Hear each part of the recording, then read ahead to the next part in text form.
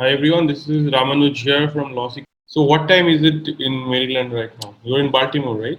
Right now it's 10:30 a.m. I'm actually south of Baltimore. It's between Baltimore and Washington, D.C. So there are a lot of suburb around that area. So Okay. it's mostly a very rural county. We enjoy the lavish green surrounding like any other Americans. Great, great. So it's great that you're working from a place like that. So why don't you start by telling us a bit about your background? What you have been doing till now. Of course, I was going through your LinkedIn profile, and we went to IIT Kharagpur, I believe, and then you went to the US, started working on optical sensors, and then if you tell the story, maybe. Yeah, and I want to be quick because I thought I should be answering some of the queries. So to keep it short, yeah, I did my PhD in telecommunication. Before that, I had a 5 years background in physics, all from IIT Kharagpur. And then my first job was in a startup.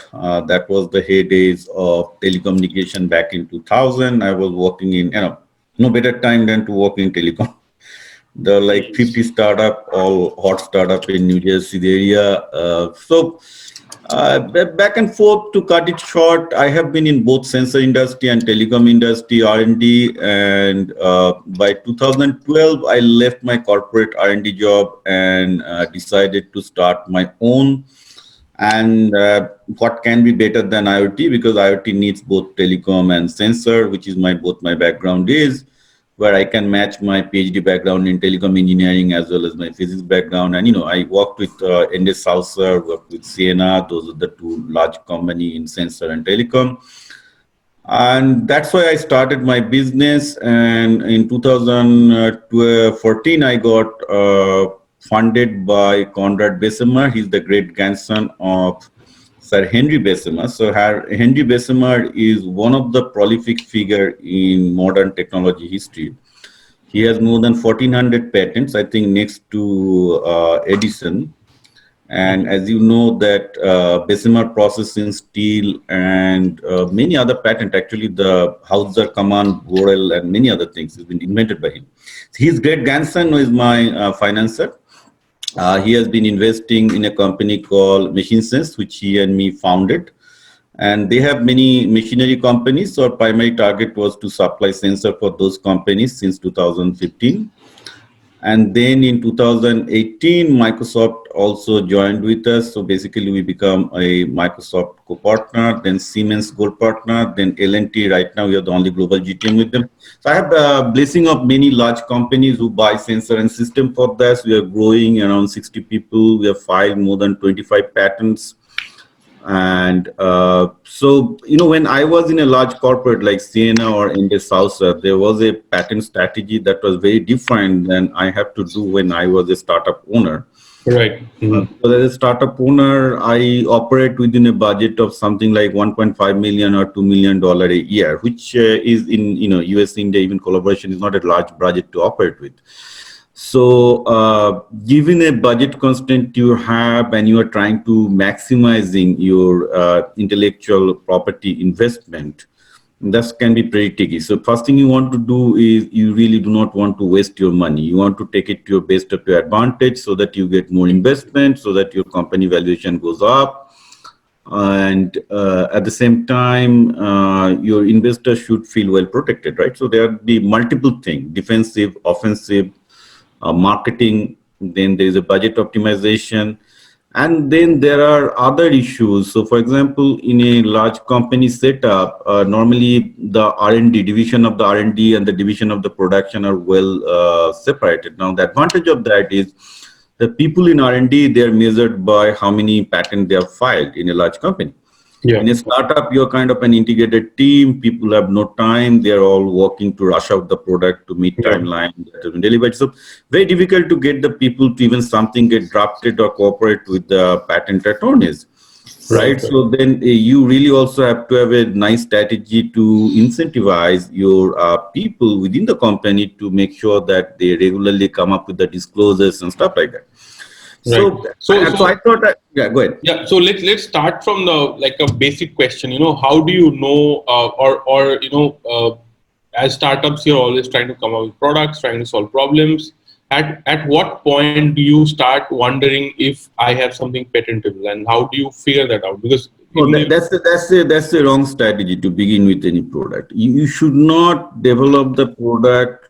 You should not invest your R&D money without doing due diligence on patent, right? So whenever you are doing any product, you need to look at three aspects, and you need to spend at least 2 weeks. If it is a Germany, I will say I'm in my Anderson house. So we used to spend at least 3 months investigation, due diligence, right? So what are the due diligence you do? First due diligence you do is you really need to have some kind of concept of the product, right? Market serve and stuff. Second thing you need to know is that doing a thorough market strategy, that what market has, what market can buy, now what will be the positioning of the product, which is very important because, and I can go ahead with many, many examples. I mean, whenever you come up with an idea, even no matter how innovative it is, either you are making it some better or something, there is some way people are already working. So you have to first figure out in the market where you are positioning your product, what will be your approximate price. So there is a market due diligence, then there is a feasibility due diligence that your team can really deliver the product. And then you go into the fact that what are the patent obstacle you have, how many patents have been filed, what are the patent minefield that you need to browse. In fact, as I'm speaking, last 3 days, I'm working on the similar situation. So we have an idea, and then first thing I should do is basically I already got all the patent on this. I think there's like 6 patents in this area. I have my understanding of what they've done. And I immediately wrote to my lawyer that, look, this is my idea very separately. And this is exactly the patent ideas. Now you tell me that whether you are confident to file and protect this as separate. Now, I'm not going to launch any R&D or any further due diligence before my patent lawyer giving me the assurance that this is patentable and I'm not. So two aspects. First of all, it is patentable, and second aspect is I'm not going to be sued for my ideas because they'll say it's a kind of infringement. And then once I have developed some ideas, let's say in PPT or something, then also I'll get back, we'll immediately file the provisional. And again, with an assurance that I'm not going to be sued, that is a second check. We do a second gating after 30 days or 15 days. Only after that, you start development and putting serious money. So patent should not come later at the along of development. Sorry, it has to come much beginning. From the very beginning of the innovation, you should be linked up with your patent attorney and exchanged, and you should do your own due diligence. They will do theirs, and there has to be consensus from the patent council of your person that yes, I am safe to develop this. right. So basically, you do a prior art search, and when you just have an idea and you haven't done any work on it, you start by doing research on whether you can actually patent this idea or not. You go to a lawyer or Yeah, you do it yourself. patent the idea, and I will not be sued. Two things. So there's a defensive and offensive. To me, patenting is sometimes, but you have to also make sure the bigger thing that there is no legal liability, and then That only. is that you see the other patents and you decide that if there is overlap, right? So how do you know that you're not going to get sued? It's based on the other patents and their claims, right? No, right. So it's a good thing because when you study other stuff, so there is a two thing I suggest to every technology developer. Now keep it in mind, this does not apply to the software area. Software patenting is entirely different. You may not need to do any patent because you might be having, some sort of, I would say that a lot of things well girded in We'll code. just get into it. Just get into it in a bit. Actually, that's a Right. question that So after hearing your answer, I was thinking maybe we should get into that first. That what area you should even think of patent. right. So I'm talking about patenting means you are in an area where art is visible to the others and art can be easily copied, which means whatever you are designing, be it a mechanical hardware or system or UI, that can be easily seen by the people, can be copied. So in that kind of area, first thing you do, you first make sure that you do not violate anybody else's patent. So how do you do that? First, of course, I hope that you have a subject matter expertise on this area. So you develop that expertise and read all the patents, figure out what people have done, and figure out what are the new aspects that you are doing. And then you clearly communicate that to your lawyer or group, they will go another extent to do another due diligence and tell you that yes, sound, you might need some 2 or 3, probably counseling with your lawyer. They will charge you for that, but it's worth it before you go ahead with any kind of idea. Right. So So bottom basically, line is you do not go into the development without doing a this patent research. diligence of patenting, and as soon as you do that, we immediately file a provisional patent. Filing provisional patent is very easy. Then you immediately block your claim. These Right. are my claims. These are the minimum system diagram. It can be 4-page or 5-page PPT. You submit that and then you start the development. Why? Because as soon as you go to the development, maybe in another 2 weeks or 4 weeks time frame, you start sharing that with your client, with your with your many other people, where you may not be writing the confidential.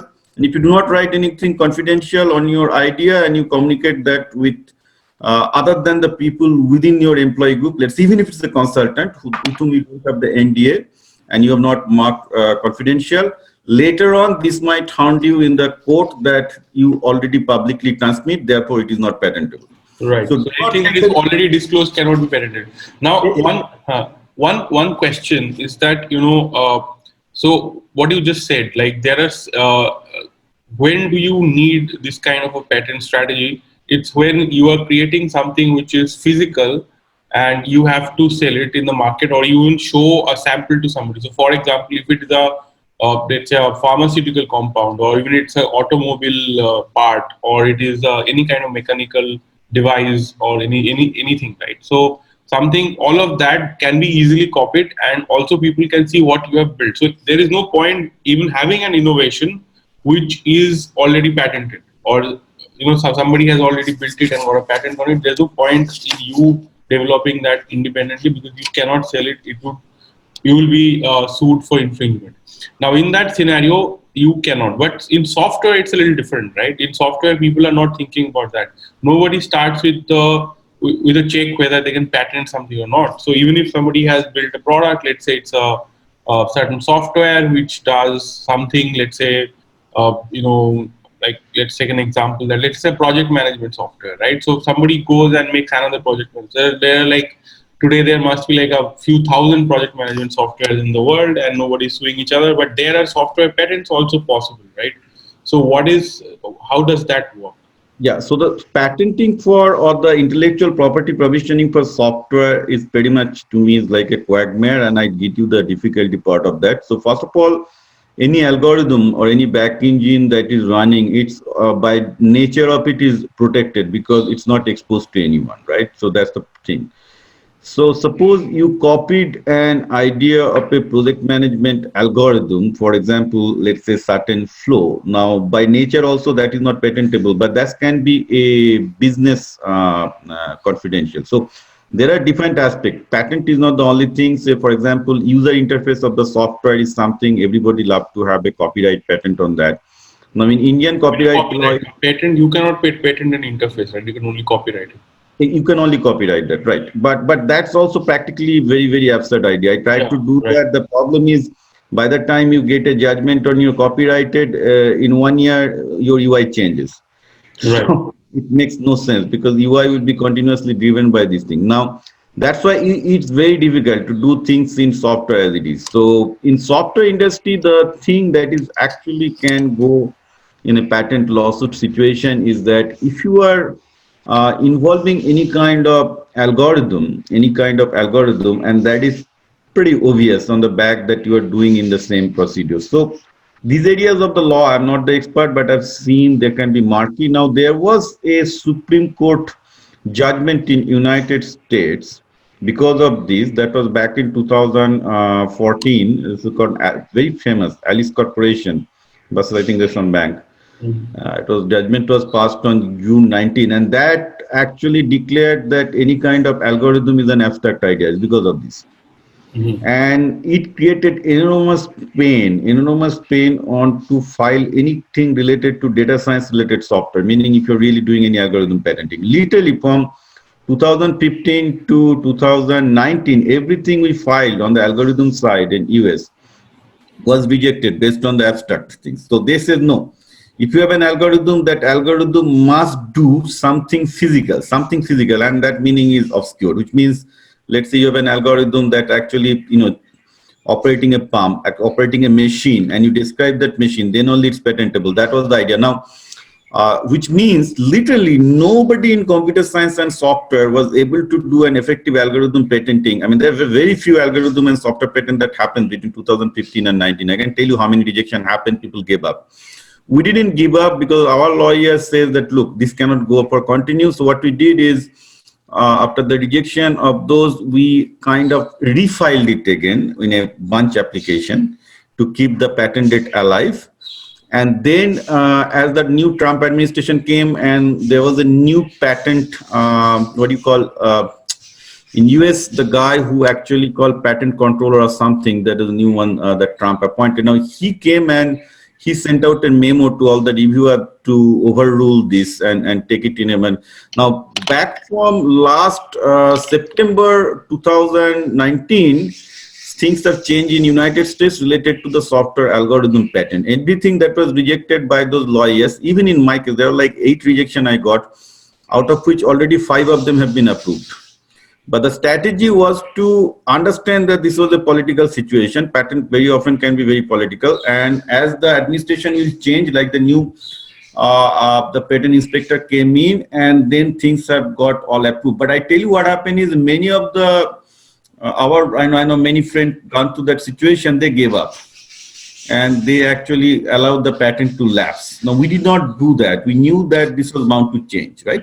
So in software patent in US, what I suggest is that because of the abstract idea, algorithm thing can go murkier. I don't know about the Indian patent laws. I have not experienced that. But from US, it can be very, very common thing.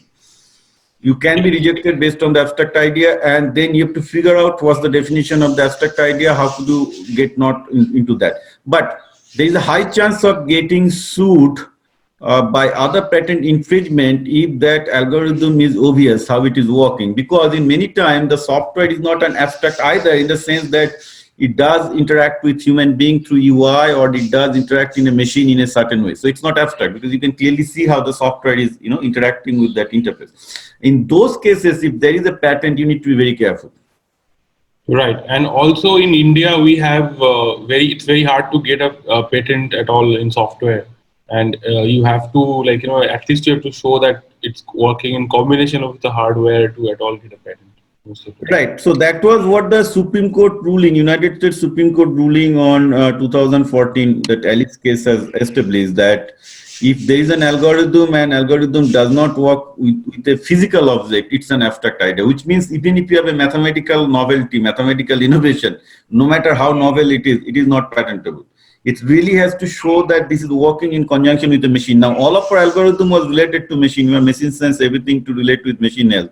So even when we refile many of the claim that, look, this mathematical algorithm is basically deployed for machine health improvement or machine health monitoring, even those were also rejected. They said, no, that is also an abstract. So then what is not abstract is how do you use that algorithmic data to actually infringe on the machine. So there is a very strict definition those days. Now it has been relaxed. Now actually you can say that, look, I'm collecting the machine health data, so people can actually respond to the machine health based on the data so that people will accept. But in last 4 years, when this new patent inspector was not there, the demand from examiner was, no, that data has to then automate some part of the machine. Mm-hmm. Meaning either it is acting to do. So it's not enough to say that this data is collected by the human being. So let's say software is giving a data and then human being, you are a maintenance engineer, you will be acting on the machine. That's not enough for patent. That data has to interact with the machines to change the machine state, meaning how the machine works, and then only it was patentable. So there was also very clear-cut definition of how that software has to interact with that physical interface. But thankfully, which essentially means virtually no patent could be patented, because 95% of the time that consumer of the data is the human beings, and then human being takes an action for again machine. So fortunately, US has relaxed that. Right now, you can actually, if you can prove that data is useful for maintenance of a machine or maintain or do something to the machine or some human being, you can get patent. Right. So, in your experience, what have you seen as in India when people try to patent? Like, there are a lot of people who want to get a patent in their name, mostly not for a business reason, but for more like a professional reason. They want to have it on their CV that they are inventor of a patent. So, and many of them are working in universities, in IITs or even other universities, and so a lot of patents are filed these days, but most the huge number get rejected. So where do you think the problem is? The Indian startups do not even try to patent it most of the time, even if they Well, I want. think it's much to have like how much patent is valued in a society or in a business environment, right? Now, I can tell this to the Indian startup owners that an Indian startup environment is very different than US. In US, there needs a proper investment, and if you need proper investment, then patent you cannot avoid because nobody is going to invest without knowing that you have a solid intellectual property protection or this thing because lawsuit is fairly common in US. Context to that, when I, because I've been part of that many cohort system in Microsoft, so my experience with my other cohorts in Microsoft, which actually selected, let's say they select the top 10 startup from India, and if you look at their cohort list, all the top Indian startups are normally there in their 140 startup they selected.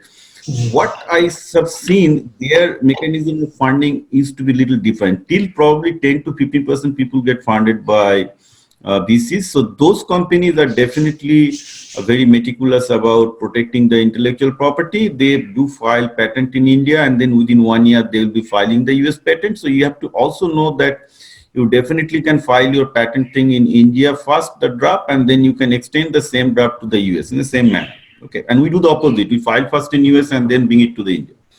But companies that are typically trying to bootstrap, that means basically they're trying to try to build a startup based on the regular income.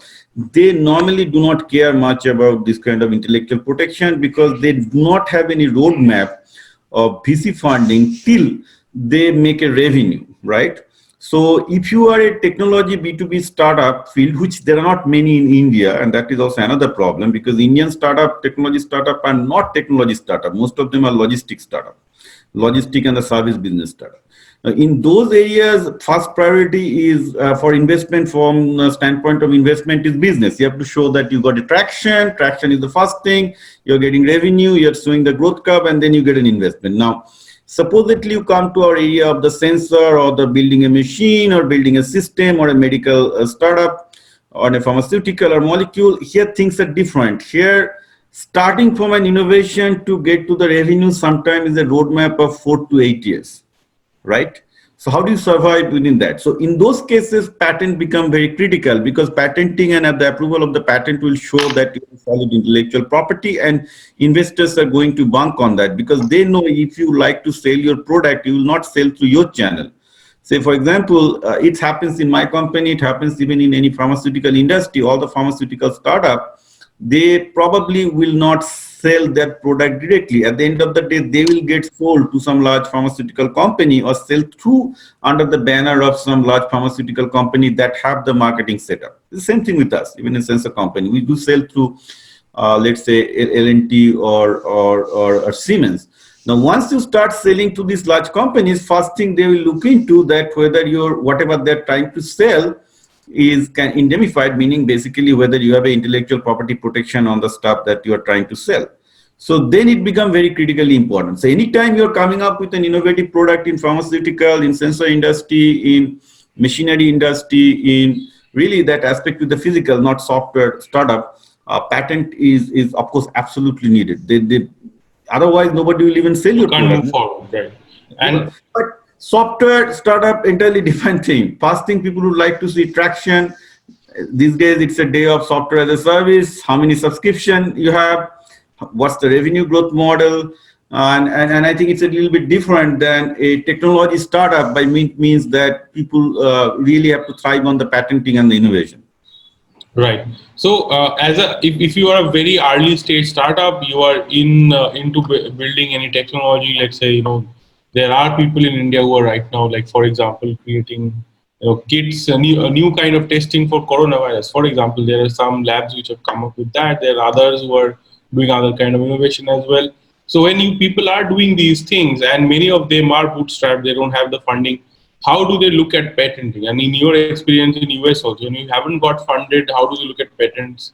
And what's the No, strategy? so the first thing to do is that once you have the patent, and then of course patent approval takes something 2 3 years. The biggest challenge you have, you need some independent party to evaluate your patent. I think some of the law firm does that, which means let's say you have a 2 or 3 patent in your portfolio, and that portfolio has a market potential, and that market potential need to be evaluated by some company who said, look, on lower side this is the estimate, this is the higher side estimate. Because as I said, if you're a technology startup, likely that you will not see any significant revenue in 4 to 6 years, because Right. it comes much later on that, right? So not only the patenting is enough, you also need to have a approximate value. Sometimes it may be, sometimes they not look into it, but having to have a patent status is an absolute must if you are thinking of selling to the large brand.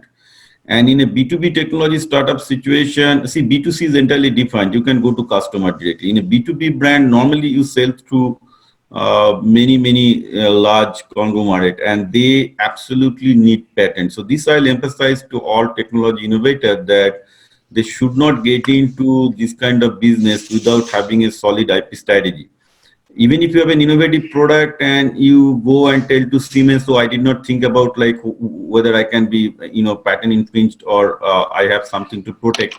Immediately they will say that this is our amateur innovator, so they will not talk to you anymore.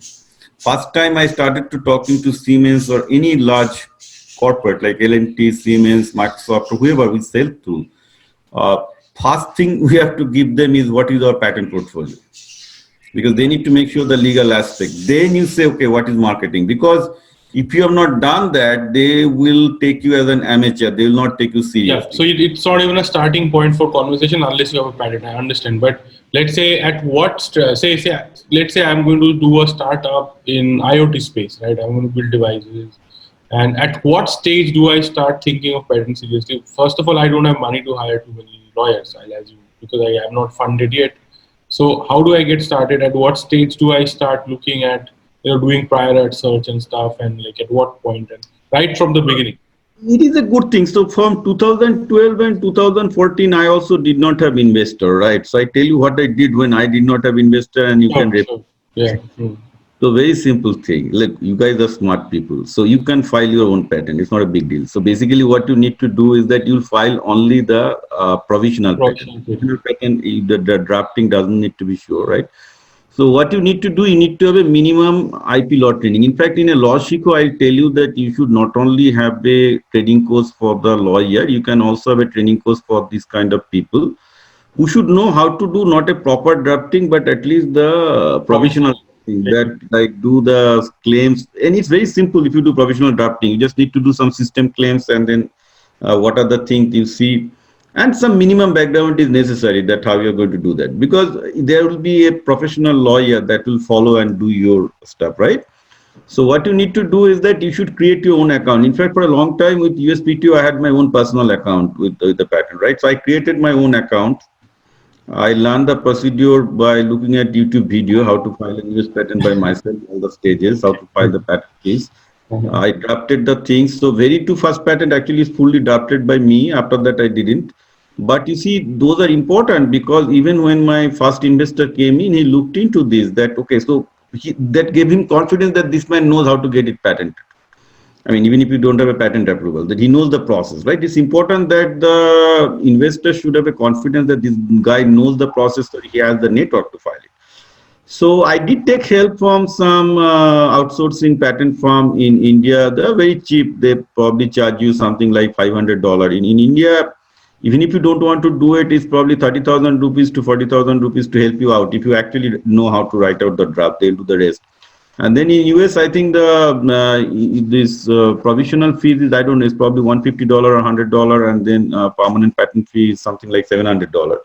So those fees you have to pay in anyhow to get it started.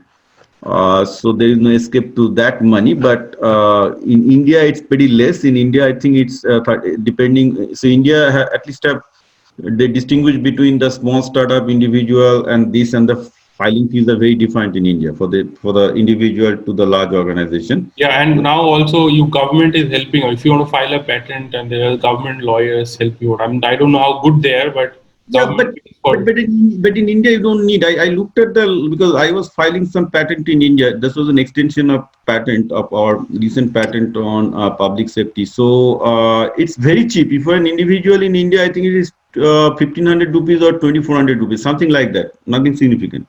Hmm. So in Indian context, actually in US context, there might be a problem because you still need $700, and I think give and take all other expense will come to $800 to $900, even if you do by yourself.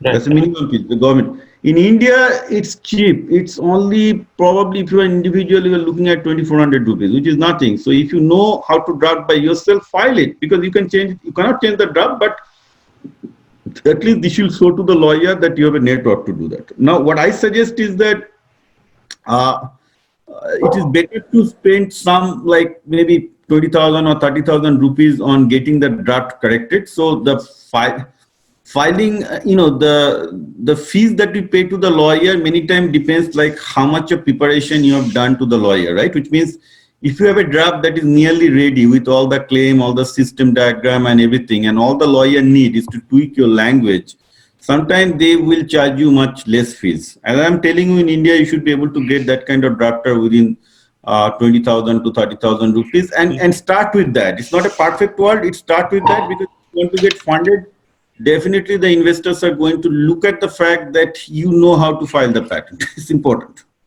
Right. And also, one important fact that I hear from lawyers all the time is that a lot of people come to them so clueless, and they most patent lawyers don't want to work with fast time patent people because they don't have any idea of the process, and they come and waste a lot of time of the lawyer because they don't do the homework and come. Essentially, they come and say, "I have an idea. I want to patent this."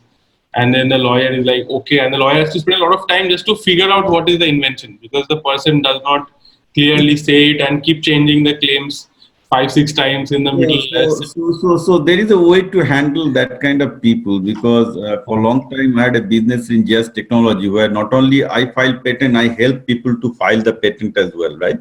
Sure. So what you need to do under those kind of situation is that what I figured out, you are very right. People will be wasting you a lot of time, right?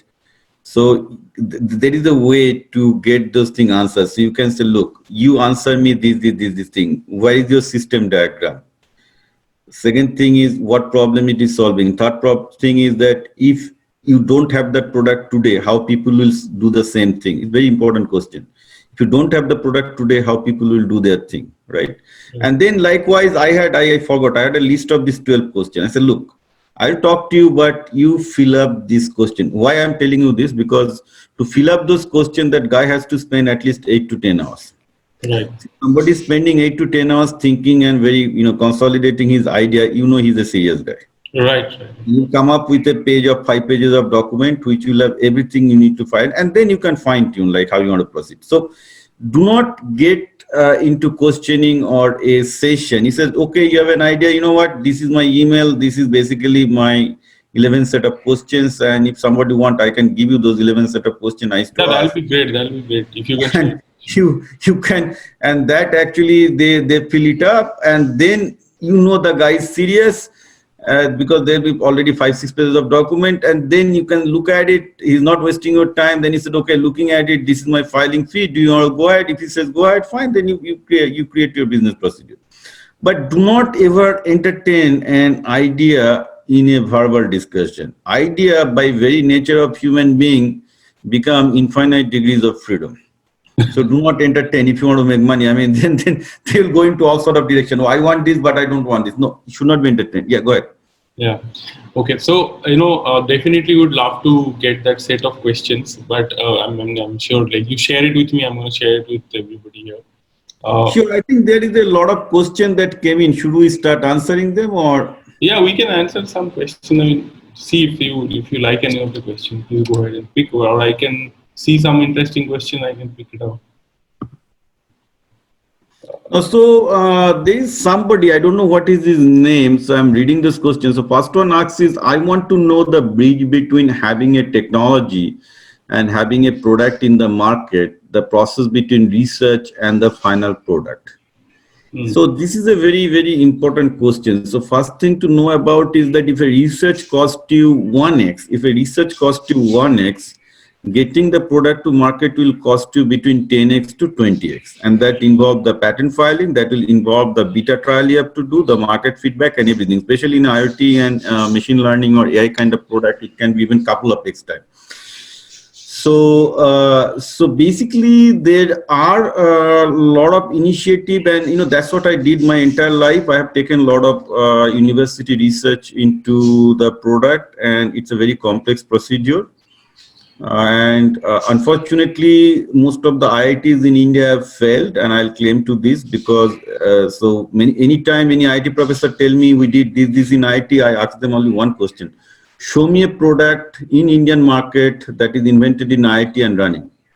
IIT might have done thousands and thousands of innovation, all great, great teaching, but is there any product in the Indian market that is actually invented in IIT? There are few, of course, but it's not a lot compared to the investment that has gone into it. And why does this thing happen? The reason is very simple. Reason is there is a complete process that takes research to technology. The process involves patenting, like the one we discussed, that's one of the three legs. Then the process should also involve the market positioning, where you need to do extensive market research to position the features. And then there is a clear-cut productization that involves what will be software, hardware, all sort of features. And normally these product features, intellectual property, and the market feedback, they have to be worked in tandem, because the feedback from patent will change your product design. Feedback from market reception or the market research will also change your design. And then your developer will tell you what is possible, what is not possible. So it's a very complicated thing from the research. In research, you have an infinite degree of freedom. Go and publish. But here, when you come to the product, it's actually revolves around this three circle. What is possible and are allowed by patent law, what market wants, and what your team can deliver. You are constantly struggling between the three, and then you come to a stop, and you have to go through several levels of iteration. And that's why you hear in newspaper from Times of India is flooded with innovation from IIT, ISC, and everything. And then when it comes to buying a rifle, India buy the rifle from abroad, or even a very basic thing we buy from China because we don't have product. So this one is the first thing that people should question, that if India is having so much of research, so much of innovation, why for almost every other product we are dependent on either China, Germany, US, or any large country? The fact is, research to product innovation in India is almost non-existent. I mean, I go to India 4 to 5 times a year. I meet a lot of IT professors. Many of them are my consultant. But I tell you, this aspect is grossly ignored. And one part of that is that people don't know how to protect intellectual property or how to innovate the product that comes from the aspect of intellectual property. So we can say that there's a terrific opportunity for smart lawyers to work in this area and figure Oh, this out. absolutely, but it has not been in all the IITs, at least in IIT Kharagpur. I know there is an intellectual property law school or stuff, but see, you are producing the lawyers to serve the US market. You have not done anything for the Indian market. Right. Because productization grant also not exist. For example, I'm not blaming the IT professors either. The fact is, even as a decision-making body in United States, there are clear-cut grants for research and there are clear-cut grants for commercialization. India, the grant for commercialization is virtually non-existent. So government came up with an idea of, I think, some Avishkar Yojana or something, and that was a fraud to begin with. The Avishkar Yojana fell flat on the face, right? There was no commercialization grant. So commercialization grant is very important, and in India that does not exist. Once you change the policy where government is creating a commercialization grant for the university professors, then things will change. In US, research grant is $100,000. Commercialization grant is $500,000. If a professor has got a research grant of $100,000 or $200,000, next phase he cannot apply for a research grant. Most of the time he has to apply for a commercialization grant. So there has to be a succession to be shown. And I am part of our company is part of many of the, at least in University of Maryland chain. We do that. How to do this productization. And for many of the professor, I wrote down the plan how to do the commercialization from intellectual property standpoint, from actual market standpoint. It's very important aspect that you asked me, but to be honest, in US it's pretty organized. In India, this is something the government need to focus.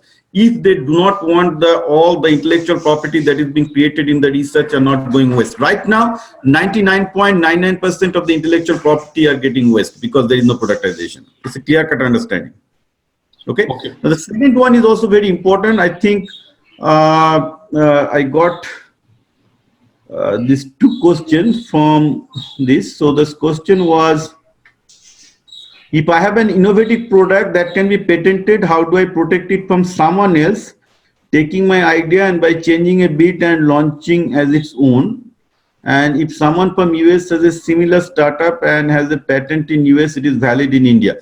Yes, but two questions are very important. So first thing you do, as soon as you have a consolidated idea, you file a provisional patent, and you have then 1 year to file a full patent. And during that time, you are fully protected.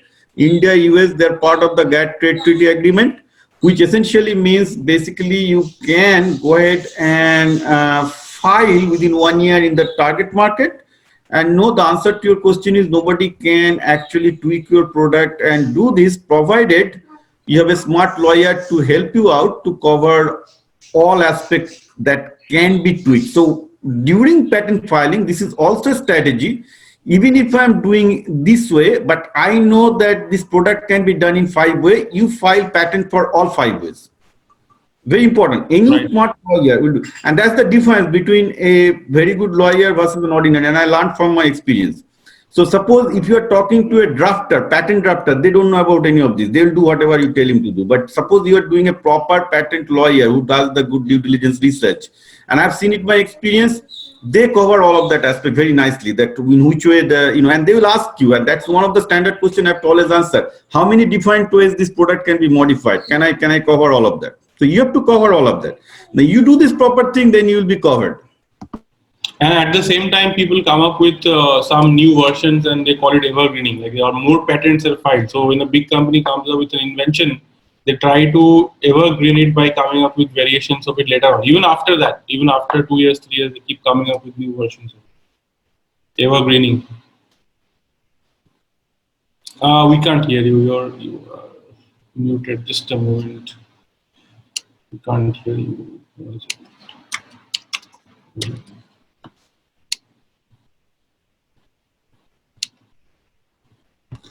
Yeah, okay. You are muted. Now so I think there's another important question came in, that if somebody can patent a yoga technique or say breathing exercise. Look, it is a very simple thing. 98% of the patent can be made invalidated. I mean, I worked also in patent invalidation and patent IPR process.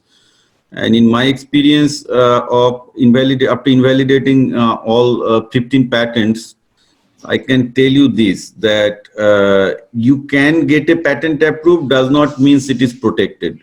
Does not mean that somebody really have a sound patent. If you find we call it NPL, which called non-patent literature, this can be a usual trade practice. So for example, yoga and breathing technique, those are usual trade because people do a lot of things. You have a lot of video, people are doing it to prove it.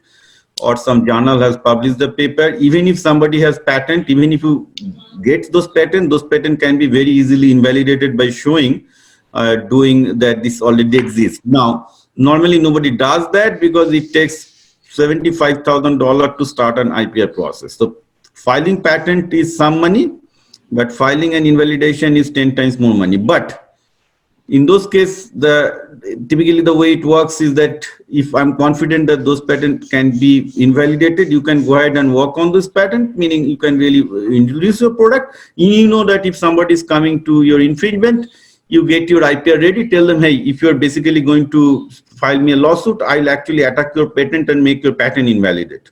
So you decide what you do, because patent is a war. It's a war strategy for large companies.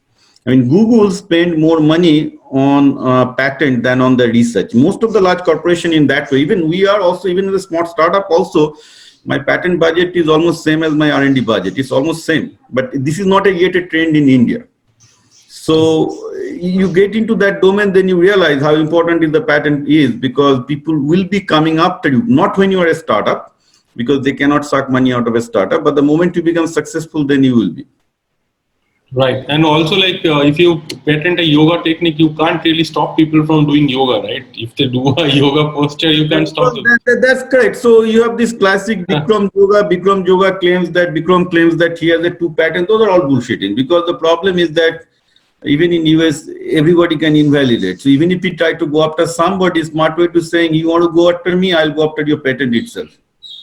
Right. Right. Right. So, Absolutely. those things you have to be very careful, that just because somebody got a patent thinking because of the pursuing the reviewer doesn't mean anything. So I wanted to ask you a question about the market too. Like, when I have why you want to get a patent, okay, then where should I get it? Like, should I get it in US, India, Japan? What are the markets? Where do people usually get these patents? And if I don't get a patent in a certain market, what would happen? Okay, so Oh, you have got muted. One second, one second. Again, you have got muted.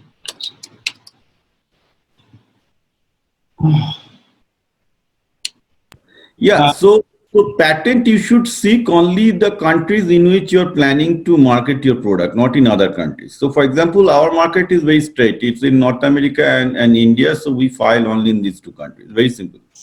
Whichever the USA country, and India. yeah, whichever the country you are selling now, in future you might think that there'll be distributor in other countries. Now there is something called PCT, or the International Patent Filing.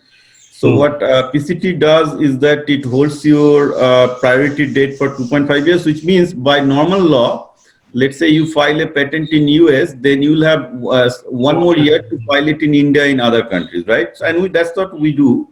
But if you think that your patent has a global potential and you can do the global marketing, in those cases, what you do, you can also do a PCT filing. PCT filing is a little expensive, but if you think that what you can do it, what PCT will do, it will hold your right for 2.5 years. But after 2.5 years, you have to file patent in that country. So instead of 1 year, you get an extension of 2.5 years. So that's another strategy you can take. Actually, I did it for like 4 patents, because I wanted to take it to South Korea, Japan, and other countries for a couple of my important patents. So the normal strategy is that for patent, you're not so serious. You just need to have it. You do non-PCT. You go by normal way. You file it in India, then file it in US. You file it in US. You file it in India within 1 year. Hmm. But for some patent which you consider very valuable, you can also take the PCT route. Now, PCT can be filed from India as well. There are a lot of firms that file PCT, Yeah.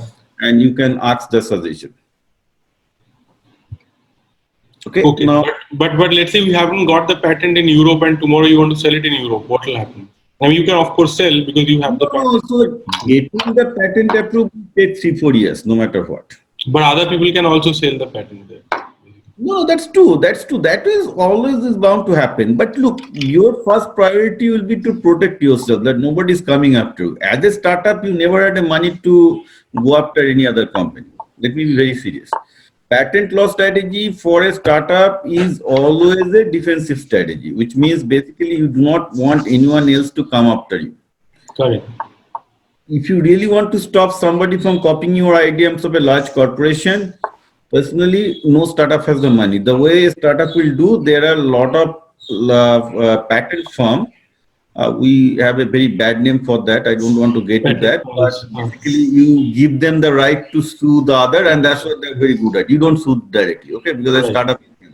Yeah. But yes, there are a lot of, we call it a patent troll companies, which is a negative connotation added.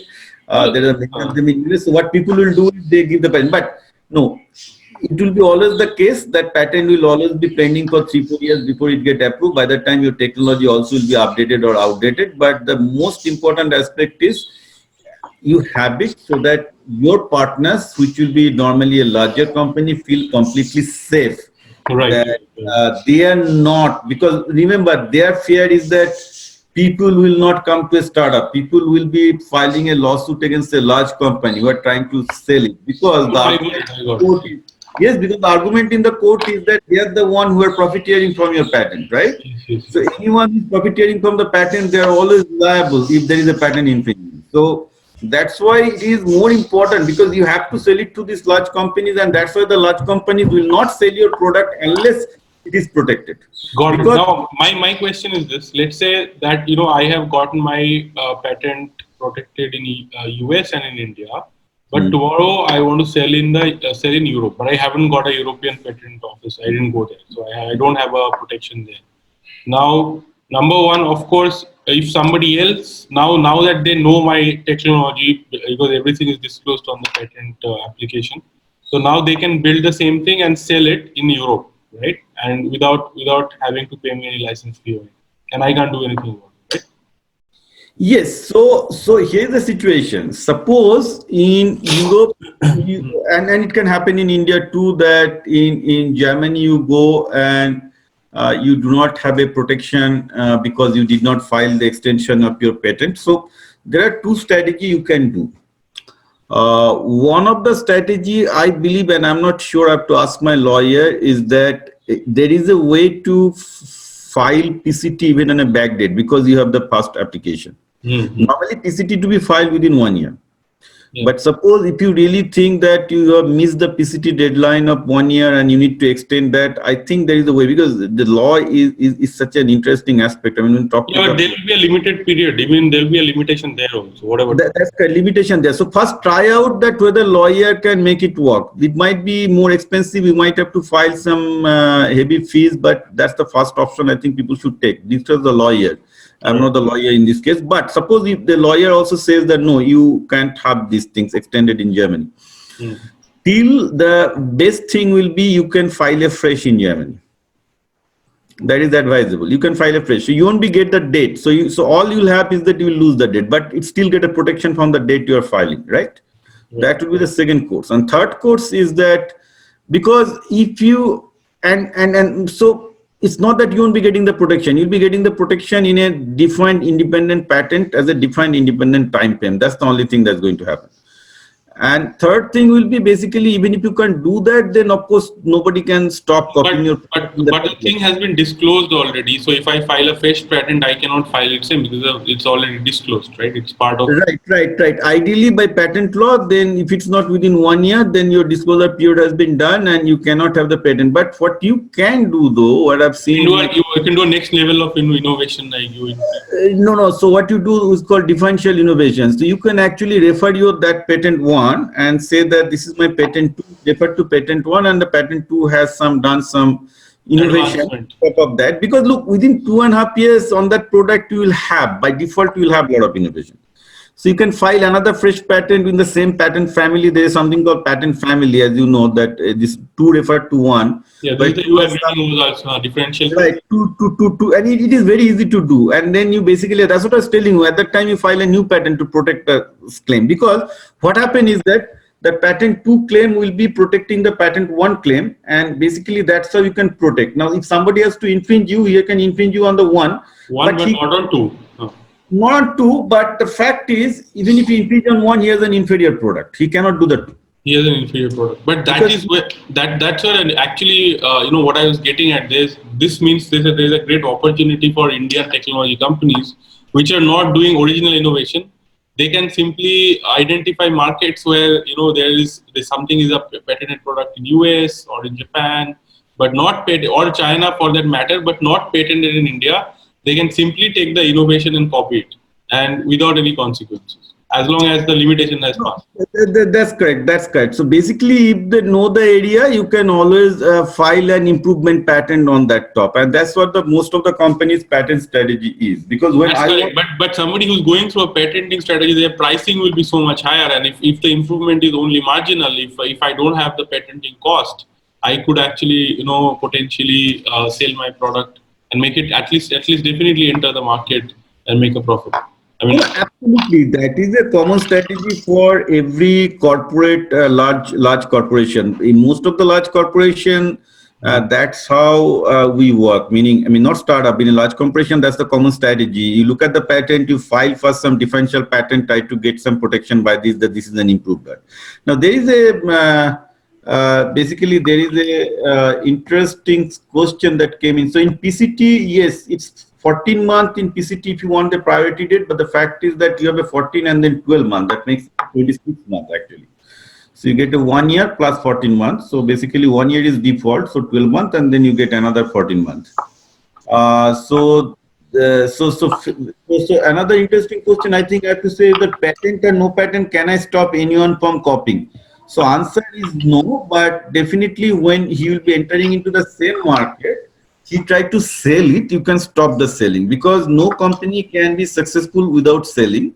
So people can always copy your product and can always sell it in a limited extent. You cannot stop it. But the moment they want to sell it a large that affects your business, then only you can stop it. Because obviously when they sell it, they become a large and it is visible. Yeah, and very interesting thing is that earlier it was hard to finance patent suits for startups, but now not only patent trolls, like there are law firms that would finance your action. Not only that, there are now litigation finance companies which will finance your litigation. So if you can show them that there is a reasonable expectation of return on this, or that there will be a settlement you can expect because the other party will have to settle, etc., etc. There's a commercial gain to be gained out of the patent suit, especially in the US. Especially in the US, you No, can litigation I, file. I agree. So there is another important question I'd like to add this. I think someone asked me that whether it is important to have the engineering knowledge for patent consulting. So answer is yes. For engineering patent, so for example, in US, and I don't see it much in India, most of the top patent lawyers of this time are actually holding the PhD degree in their field. So for electrical engineering, my patent lawyer has a PhD in electrical engineering. For pharmaceutical, they need minimum a PhD in this. So not even a bachelor degree is good enough because you are getting into very deeper side of the technology. So that's another difference in India. I found that it is not happening that way. It's important that this patent industry as a whole should grow because in US, patent industry is more than R&D industry. So as I said, the patent budget, the litigation budget of Google is more than the R&D budget. Even my company is almost same. And the fact is that it's very important to know that that's why in US, most of the patent lawyer, I would say in the past it was not required, but the recent time, most of the lawyers are having PhD degrees, and after PhD they join this. So high level of technical knowledge is absolutely required. And secondly, it is only during PhD people learn the art of technical communication much better. Now, art of technical communication in patent is a little different, but somehow if you have an art of really going to that level of technical depth, you can easily do this. That said, I have seen a lot of lawyers who have a bent of mind and they study and they learn and they've been doing great work in patent prosecution, patent filing, working with. I mean, it's nothing stops you from learning and teaching yourself. That's correct. So I think another person called me that can it, can he's doing a PhD, can he file a patent? Answer is absolutely yes. I mean, the fact is in US it's much easier. Normally, a lot of PhD students, especially in Berkeley, Harvard, and MIT, most of the PhD students get in, especially in engineering branch, to do their startup. So first thing they do, if it is coming out of the university, usually the university has a patent lawyers, there's a in-house patent lawyer, he will patent it for them. In India, probably in IIT Kharagpur, I've not seen that kind of stuff or stops are there. So Now there's a probably grant for for lawyers and all the government. I'm not right, sure right, how. right, right. So the procedure in Indian institutes are not very, very well spelled, but in US, if it is an idea that is coming out of our funded work, meaning you are working for CSR, then the CSR actually owns the patent. If you are actually being funded by your institute research scholar and then that idea is out of that institute's lab, your institute should hold the patent. Now, if it is beyond your own research, where you are basically not a part of your PhD, where you are not funded by anyone, then that part. So you can file the patent, but you need to be assured who will be the assignee is, meaning, to whom it has to be assigned. Because if you are filing the patent and not that patent is assigned to your institute, when it is a part of your work that institute has funded you, it is illegal. You will be in a deep lawsuit. Right. Yeah. So What else? He's saying that, let me see. there's an interesting question about how does Xiaomi sell products that are straight copycat of Apple. So this is, I think, an interesting question. Which one? That, Is Xiaomi, the Chinese phone company, MI? yeah. No, no, no. So that's a good question. So if Apple have protection on his features in Indian market, they can easily take to the lawsuit. But I tell you, as to the extent I know, in Indian market, nobody is very serious in protecting their IP right in Indian market, because they feel that litigation is goes forever. You do not get a quick conclusion, or you do not get a summary relief judgment. At least you should get a summary relief judgment quickly. So nothing of the sport that so much happened in India, as far as I know. And that's why probably people are not that serious in protecting their copyright. Otherwise, if Apple had extended its copyright protection to India, which most of the time they will do, given this is the large market, they can definitely get Xiaomi to the court if that part of the patent is extendable. So that's why you do not see, to answer your question, I think the simplest way to say it, Xiaomi is a great product. Even when I go to India, I use that. But you don't see any of the Xiaomi in US. Why? Because then they will be liable for patent infringement. Many of the Chinese product, I've seen it in Indian market. You will never see that. Never ever see this in US market. In US market, can't to import this, we can, but they know that they will be, they will be losing a lot of money in the lawsuit, so they will not get into. Yeah, and not only that, even if you see the exterior of a phone is like exactly same as Apple, that doesn't mean they have patent on the looks of the thing, right? So what is No, there no, inside no, as no, well? no. Patent. Wait, that's not correct. Apple does have some patent on its look as well. I've seen the patent. So Sure, the but it's not for the look; it's for some features. features on the look and stuff. But you will not find any Chinese maker that I find in India and US. The reason is then they'll be liable for the lawsuit, Right. because if the copyright fine. Yeah. Okay, another thing I think is the patent filing process in US and India. So this question actually I won't be able to answer because I filed only in US. In India, I think I filed too by my local lawyer in Delhi. So I'm not familiar with the Indian filing process. That probably Ramanuj can say. I mean, I'm not an expert on that. Sure, sure. Yeah. So it's the same process really. US, India, there's hardly any difference. I mean, of course, fees etc. may be different, but this process, honestly, you guys can Google it. Like it's a very. We want to ask a few more questions that are insights rather than just basic things you can Google, Yeah, right? I think there is another interesting question. He asks like Einstein worked in patent Yeah, office. Einstein did worked in patent office, a Swiss patent office for 5 years.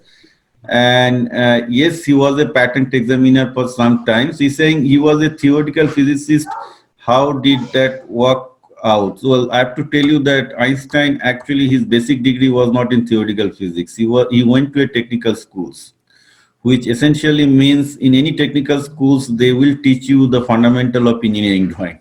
So one thing you be rest assured that Einstein had a professional training on engineering drawing, because his basic degree was in a technical school, not on a physics bachelor's or master's. right, Okay. right, excellent. So one thing there is a question is on. I think it's very interesting. Sent to me privately. How do you search whether my imagined product already exists? I mean, it's a very basic question, but I think maybe you can answer this. No, that's very simple. I mean, you just have to spend 8 hours and you'll know in all the patent. Go to Google patent search and you just start typing your ideas. What is these things? You learn the technical term they use on those lines, and it takes only a couple of hours before you know like how much. And you'd be amazed if you do this exercise that how much of it. I give you a good example. So I was doing a fun experiment, not a very serious one, with my son. I said, okay, if you want to do something for the pet, think of an idea, right? Any idea related to dog or cat or anything. And then I said, okay, then search that idea in the patent and tell me whether your idea is innovative or not. You do the same exercise. I bet you if you come up with any innovative idea on the dog or cat, start searching in the Google patent, after 2 days you will give up. You figure out not a single idea is not patented. Almost impossible. Right, right, right. So there are a lot of people who just patent the ideas and never commercialize, and there are actually more patents which are just patents never commercialized, but people applied and got it for the fun of it, right? There are many such examples. Yeah, Okay. so I think there is another important question came in is that the China is becoming topping in patent filing. It certainly shows that China is throwing more money at the innovations and protecting those innovations. Hmm. To me, that is a true, that is a major concern that both India and US are lagging behind China in terms of not only patent filing, also in terms of the technological innovation. And I think that's not a topic of this debate, but I can tell you that I think, I don't know about the India, but in US, yes, people are worried about that fact. And that's why right now so many grants are available. So for example, in US, whenever a professor will apply for a grant, no matter which grant it is in innovation, he has to reserve 15% of that fund for the patent filing. It is becoming a law almost. Otherwise, he won't get, because definitely US government also do not want dry research. And then on the next phase, it will go to commercialization. So Right. in India, whenever an IT professor gets a grant, there is no such restriction that this money Right. should go to commercialization, this money should Does go. that mean that in India there is a opportunity for private players who can come and work on the commercialization, identify research that are Absolutely, that's what my company also does. Even I do a lot that with University of Maryland chain with a lot of professors. But the fact is, government need to organize the CSR fund, the government fund according to that. So, for example, if a professor get 1 crore rupees or 50 lakhs as his grant, in US it's a compulsory that he has to have 8 lakhs rupees dedicated to filing the patent. And because at the end of the project evaluation, it will be seen how many patent he has been able to file, and then his success will also depends whether he has been able to get a commercialization project in partnership. Commercialization project means he has to get a partners, right? In industry will do that for him. yeah. Now this kind of process absolutely is absent in India. Look, because I work in both the countries and seeing the difference, I don't want to be overtly critical of India, but I see those things to be taken as a scope for improvement, that in government level they can put the money to file the patent, and that will actually fuel the legal US industry. Because see, you have to understand this thing, in Indian legal industry, IP industry will do a lot better if government funding ensure that 15% of the funding of the research going into should be used in patent filing. Then in India today there are like 2000 crores or 5000 crores of government grant that goes into research. Then you at least make sure, if not 1000 crore, at least 500 crores coming into the government to get into filing the patent. So that 500 crores that will come, that will actually help the young industry, because in India the traditional industrialists will not file the patent. Okay, that much I can ensure, not much. God. So that 500 crore that is coming out for the government dedicated to filing of the intellectual property patent will help to boom this industry much better. So that should be the direction of government in my view. Okay. Shivam Theory has been asking to speak for a long time. Let's just allow him to speak. Shivam, one second, I'm unmuting you. I can go on mute. Yeah, Shivam, please say what is it? What did you want to ask? Sir, good evening, sir. Yeah, speak. Sir, actually, right now I'm pursuing PGDIPR, UGC approved course from NLU Lucknow. Okay. So I want to know that, as sir told that in USA it is mandatory. I mean, a PhD scholar can file a patent. Yeah, in So, India also they can. What is the question? my question is this: ki, should I pursue LLM after that, or restrict my knowledge till PGDIPR, or can I? What would be beneficiary for me to You are not. proceed? You are a lawyer, right? You are not doing research, so you are. You are. I mean, this. You don't need to do PhD, right? You are a lawyer, so you Okay. can. You can. If you want to be a good patent lawyer, maybe we'll take advice from Biplab Pal on what you can do. But I think you should focus on learning about. If you want to be a patent lawyer, yes, you have to learn about technology. But I don't think it makes it's practical for you to go and do PhD in some science area. What do you say? So if sir can suggest me that what can I do to learn more practical application of IPR till date what I have learned. You mean IPR or patent? Because copyright is very different than Patent, patent. only patent. Only patent. Yeah. So let's talk about So, it. so the first rule of being a patent lawyer is you should have an area of practice. There is nothing called I do file patent for everything, right? So what happens is, if you have a background in chemistry, you file patent for molecules. If you have a background in electrical engineering, you only take electrical engineering patent. If you have a background in mechanical engineering, then probably you are more facetious for an industrial engineering patent. Yes, sure, go ahead. Sir, I have studied science till intermediate. After that, I have pursued BCom LLB honors Now, which in one is? graduate. BCom LLB honors. I see. So you have gone to the directly into the pattern. No. So in your case, I think the choice is there are, look, I mean, here's the situation. I mean, if you really want to be an industrial designer patent, which is the most common thing, meaning common day innovation, Yes. even to understand that, you have to understand the engineering drawing very well in an engineering terminology and stuff. I mean, it cannot be violation. So, but you can do that. I think the best thing for you will be you can parallelly study some engineering courses. There are a lot of online courses, and at least focus on the engineering drawing. Or there is also special course for engineering drafting and engineering product design online available. If you actually take those two courses, like how do they interpret the engineering drawing, how to prepare, that itself will help you to get into the patent filing of at least basic, mechanical type of like household product and stuff like that. Yeah, and you can keep learning, keep building on that. At least get started by, you have to study the subject basically. You have to study the subject. I give you a good example. One of my patent lawyer was army. He didn't study after high school. Okay, sir. After he retired from the army at the age of 40, 45, he felt that, and he was working as, and then he got a technical degree, like a kind of equivalent to ITI, technical school. So he knows the technology, but didn't have that kind of thing. So what he did, he first returned, after he retired from military, he again get into electrical engineering bachelor's, because army pay for those kind of things. After bachelor degree, patent field attracted him, so he get an LLB. and he became a patent lawyer at the age of 52. It happens in US, and That's amazing. And I'm not telling about story. He's one of my patent counsel, actually. Very good. Why he did that? Because he loves this area. He thinks that, he No, loves. it sounds good and gives positivity to all those who that doesn't matter. No, age doesn't matter, so they can. I mean, I was very amazed that at the age of 42, he became the patent lawyer. He does very well. I talk to him all the time. I mean, he's the junior patent attorney in the team that I have in this, and it's pretty Sir, good. Nice. I want to add something that would be beneficial for others as well. What I have pursued free courses from WIPO. Okay, thank you, Shiva. Thank you. Okay, thank you, sir. Okay, so other thing is that that is saying that some about the Ayurvedic product. So the patenting of the Ayurvedic product, Rasagolla, etc., those are the nice media topic I keep hearing for a long time. And answer to that is very, very simple. If a product already exists, if you try to patent, I do not know the Indian patent law, in US patent law. Nowhere, not. It's a basic rule of patent. Anyway, the patent law is very similar across the world because it all came from one particular, convention that everybody adopted, all the countries adopted. Right.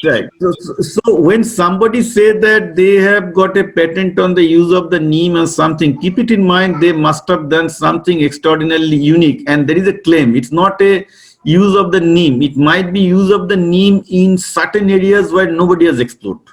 Right. There has to be a major innovation. Major innovation on that Ayurvedic product that will show nobody used that Ayurvedic product in those areas, and you will be allowed claim only on those restricted areas, not the areas where everybody is using today. In fact, in most of the countries, a new use of an existing product has no patent protection. There has to be an innovative step, like they have used that product and created something new altogether. Absolutely. That is another thing. So the question is, very simply that those are mostly media hype, because I had this issue with the patenting of Rasagolla as well. Yeah, it's just like how people are talking about Zoom being very dangerous and being like. So we should not be listening to that. So he's saying, but this is an important question. The post on Instagram or Facebook is protected under IPR. Answer is no. There is a very clear-cut definition of public disclosure. Unless they are talking about copyright. See, we need to be very clear that what is patentable, not patentable, can still be copyrighted. That's a different thing. If it's a unique expression of a human being, you can copyright it. But patent, anything which is disclosed beforehand, cannot be patented. Right. So, yeah. Right. So I think we have answered all of the question, and then there is another question I didn't answer. That should be the last one. Is that Somebody saying, what about patenting in high energy physics? So no, so there is a reason why there is a publication in research. So this is a very good question. So what you patent and what you publish? So that's the question actually, right? So if your innovation has a commercial merit, so if in high energy on astrophysics, commercial merit will be there if you say that you can sell it to different, even astrophysics institute, if you have some innovation, that of course you can patent. If you can sell it to different astrophysical institute or there are observatory, there is something like that.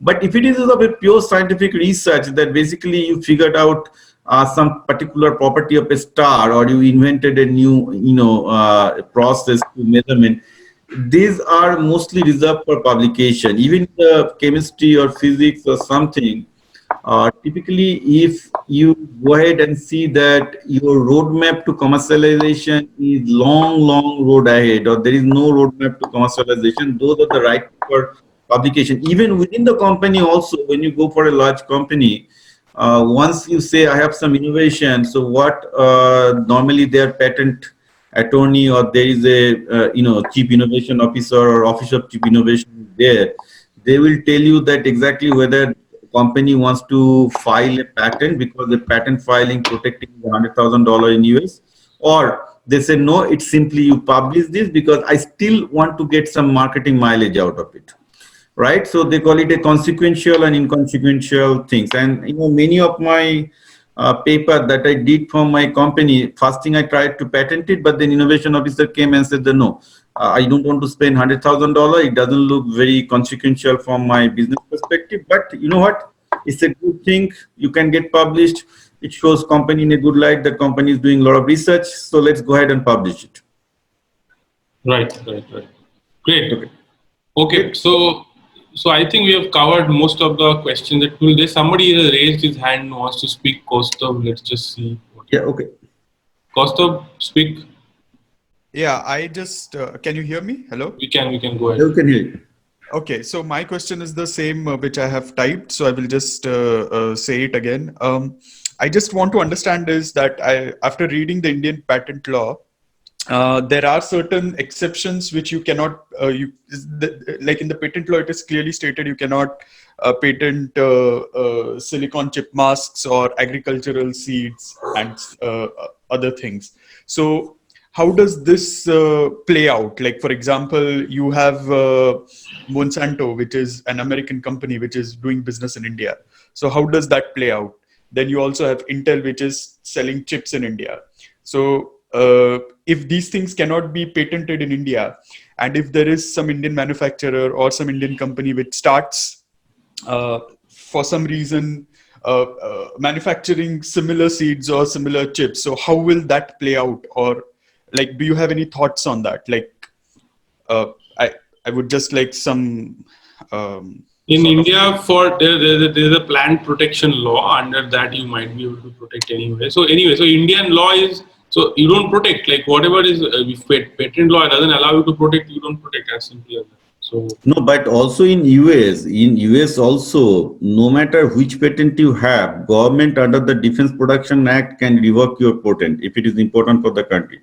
Yeah. So any patent that actually try to protect COVID-19, that mitigation of the situation, they have only limited protection. Government can come and say that, look, I mean, because of the country's interest, I'll allow this patent to be invalid for like 2 years or 3 years and continue with this.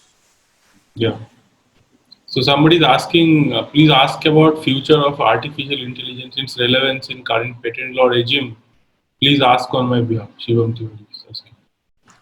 Okay, so artificial intelligence in whole patenting area is a very important subject.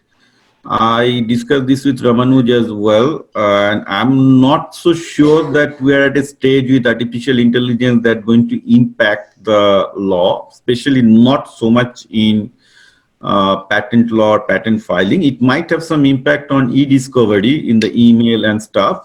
Even then, what I'm hearing that success is not very high. It does something, but in patent filing, it is not. The reason is very simple.